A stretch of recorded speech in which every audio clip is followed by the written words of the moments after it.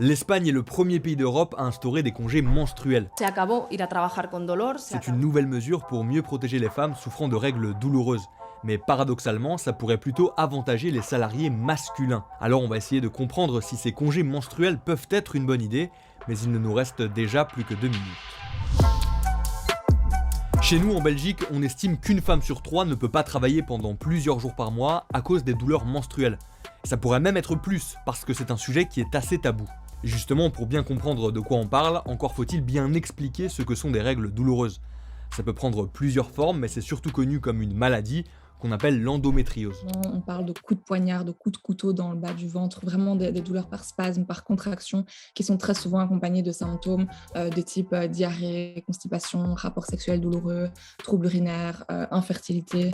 Donc voilà, ça va toucher à plein de choses. Alors actuellement, c'est possible d'avoir un congé maladie pour des règles douloureuses. Il faut aller chez son médecin et c'est possible d'obtenir un certificat médical.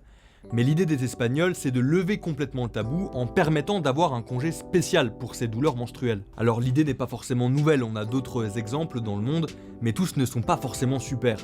Au Japon, ça existe depuis 1947 et moins de 1% des employés éligibles ont pris des congés menstruels. Sauf que là-bas, c'est l'employeur qui décide la durée et la rémunération ou non du congé. En attendant, l'annonce récente de l'Espagne donne envie à certains partis politiques chez nous de réfléchir à des mesures similaires. Après, sur le projet concret, je pense qu'il y a plein de manières en fait de le construire, mais en tout cas de voir peut-être de manière un peu plus restreinte dans un premier temps, mais quelques expériences pilotes, ça pourrait être vraiment intéressant pour voir alors comment faire un texte peut-être de loi fédérale ou autre, en tout cas plus global, quoi. Alors attention, ce congé, il n'est pas sans risque pour les travailleuses. Il faut déjà voir sur quelle base on estime qu'une personne a des douleurs menstruelles invalidantes pour le travail.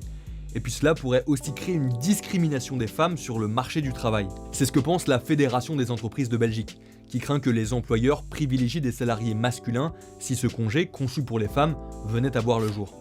On le voit, pour légiférer, il faut définir un cadre clair. Qui prend à sa charge ces congés? Doivent-ils être limités? Les questions sont nombreuses et ce sont des projets pilotes lancés dans les prochains mois qui devraient permettre d'y répondre. En attendant, le débat permet déjà de visibiliser la problématique des règles douloureuses dans le monde professionnel. Et vous, qu'en dites-vous? Êtes-vous favorable au congé menstruel?